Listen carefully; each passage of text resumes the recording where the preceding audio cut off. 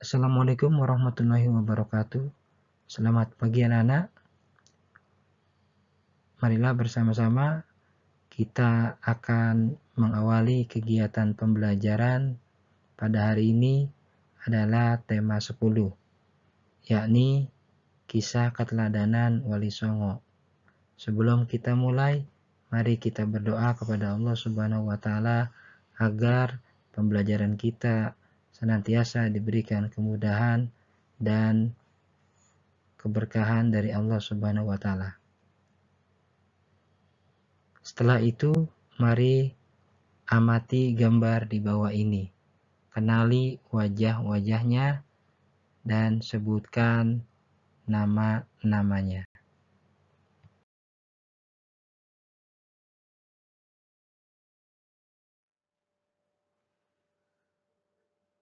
Setelah mengamati gambar-gambar yang ada di atas tadi, kita mulai yang pertama bagian A. Siapakah wali Allah itu? Al-Quran menjelaskan bahwa wali Allah adalah orang yang beriman dan bertakwa. Jadi kategorinya adalah orang yang beriman dan bertakwa. Hal ini dijelaskan di dalam Al-Quran, surat Yunus ayat 62 dan 63. Silahkan dibaca bersama-sama.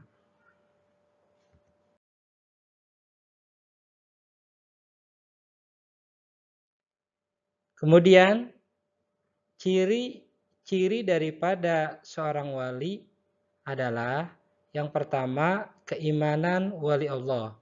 Keimanan yang dimiliki para wali Allah sangat-sangat kuat dan kokoh, tidak dicampuri oleh kemusyrikan atau kesyirikan. Hal ini juga dijelaskan di dalam Quran surat Al-A'raf ayat 30. Kemudian yang kedua, ketakwaan wali Allah. Keimanan para wali Allah tidak sekedar pengakuan, tetapi keimanan mereka merupakan hasil daripada ketakwaan.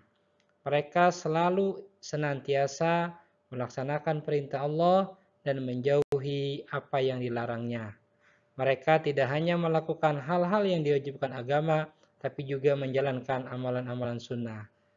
Mereka menghindari perkara yang makruh dan menjauhi perkara yang diharamkan Allah.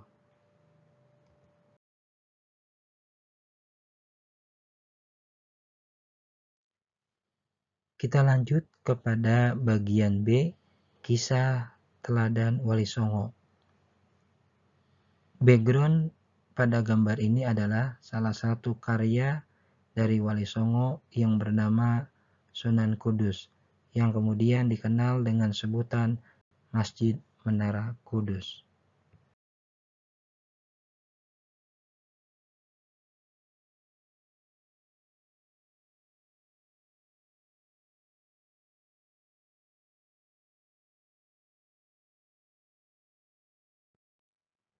Yang pertama adalah Sunan Gresik. Nama lengkapnya adalah Maulana Malik Ibrahim. Disebut juga sebagai Sunan Gresik atau Sunan Tandes. Ia lahir di Samarkand, Asia Tengah, dan wafat di Desa Gapura, Gresik, Jawa Timur. Kisah keteladanannya adalah semangat mendakwakan Islam.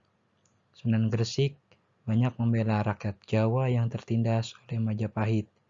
Ia juga mengajarkan cara-cara baru bercocok tanam.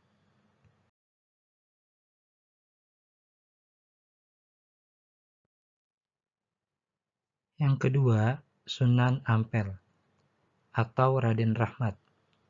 Sunan Ampel dikenal sebagai sesepuh oleh para wali lainnya. Makam Sunan Ampel terletak di dekat Masjid Ampel, Surabaya.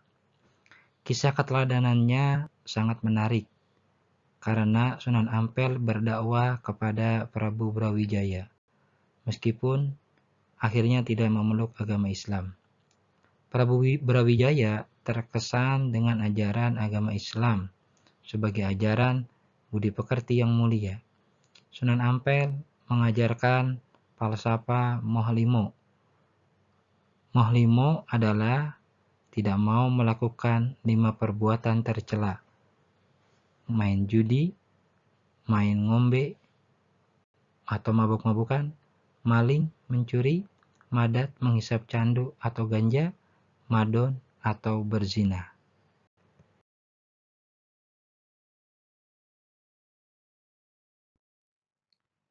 Yang ketiga adalah Sunan Bonang atau Sunan Maulana Makhdum Ibrahim. Sunan Bonang adalah putra Sunan Ampel dan sekaligus muridnya.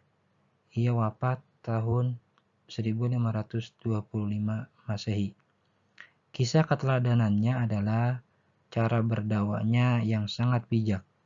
Sunan Bonang sering menggunakan kesenian rakyat untuk menarik simpati masyarakat. Ia menggunakan alat musik bonang pada seperangkat alat musik gamelan. Oleh karena itu, dikenal dengan sebutan Sunan Bonang. Di antaranya adalah penggubah, usuluk wijil, dan tembang tombo ati.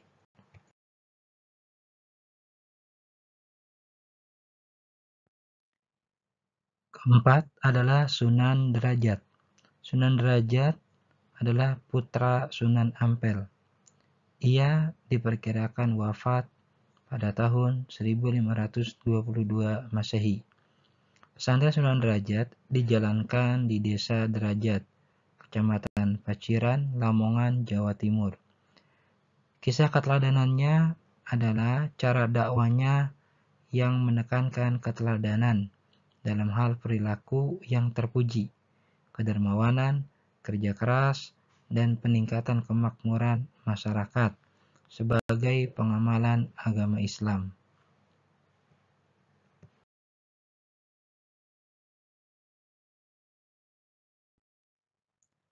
Yang kelima adalah Sunan Kudus. Sunan Kudus adalah putra Sunan Ngudung atau Raden Usman Haji. Ia Sunan yang memiliki peran yang sangat besar dalam pemerintahan Kesultanan Demak. Ia menduduki posisi sebagai Panglima Perang, Penasehat Sultan Demak, dan Hakim Peradilan Negara. Sunan Kudus berdakwah di kalangan kaum penguasa dan priai Jawa. Di antara yang pernah menjadi muridnya adalah Sunan Prawata, penguasa Demak, dan Arya Penangsang, Adipati Jipang Panolan.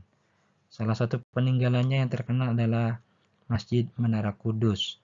Sunan Kudus wafat pada tahun 1550 Masehi.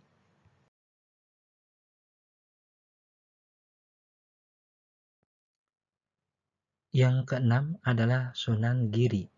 Sunan Giri adalah putra Maulana Ishak. Ia termasuk murid Sunan Ampel dan seperguruan dengan Sunan Bonang.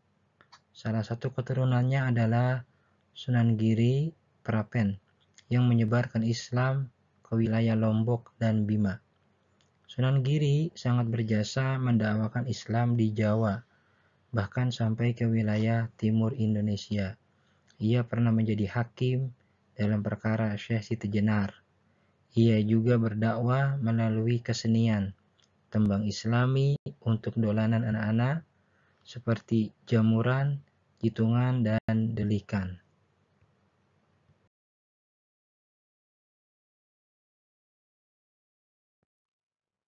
Yang ketujuh, Sunan Kalijaga atau Raden Said. Sunan Kalijaga adalah putra Adipati Tuban yang bernama Tumenggung Wilatikta atau Raden Sahur, Raden Sayyid Ahmad bin Mansur, atau dikenal sebagai Syekh Subakir. Ia adalah murid Sunan Bonang. Sunan Kalijaga menggunakan kesenian dan kebudayaan sebagai sarana untuk berdakwah, seperti wayang kulit dan tembang suluk. Tembang suluk yang terkenal, ilir-ilir, dan gundul-gundul pacul juga merupakan sebagai hasil karyanya dalam berdakwah di masyarakat.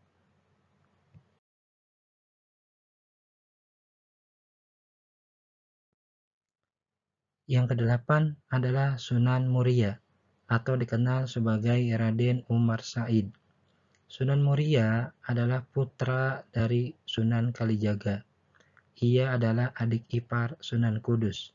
Tempat tinggalnya di Gunung Muria, letaknya di sebelah utara kota Kudus, Jawa Tengah.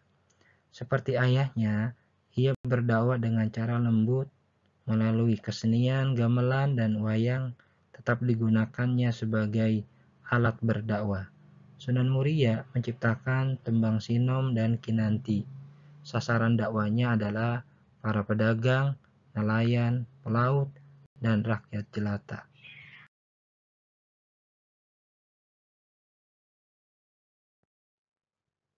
Yang kesembilan adalah Sunan Gunung Jati, atau dikenal sebagai Syekh Syarif Hidayatullah, adalah putra Syarif Abdullah Umdatuddin.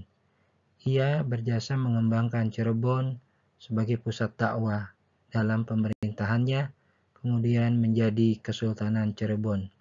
Anaknya yang bernama Maulana Hasanuddin juga berhasil mengembangkan kekuasaan dan menyebarkan agama Islam di Banten, sehingga kemudian menjadi Kesultanan Banten.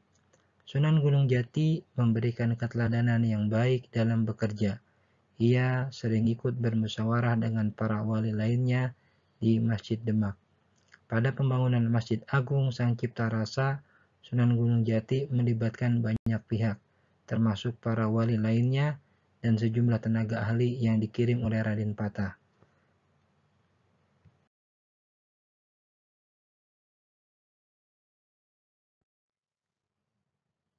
Setelah selesai menyaksikan dan mendengarkan tema 10 tentang para wali songo, maka bagian terakhir adalah menyelesaikan tugas. Yang pertama, ayo sebutkan falsafah Mohlimo Sunan Ampel. Yang kedua, ayo ceritakan kisah keteladanan Sunan Derajat. Yang ketiga, ayo ceritakan kisah keteladanan Sunan Bonang. Demikian, mudah-mudahan bermanfaat. Terima kasih. Assalamualaikum warahmatullahi wabarakatuh.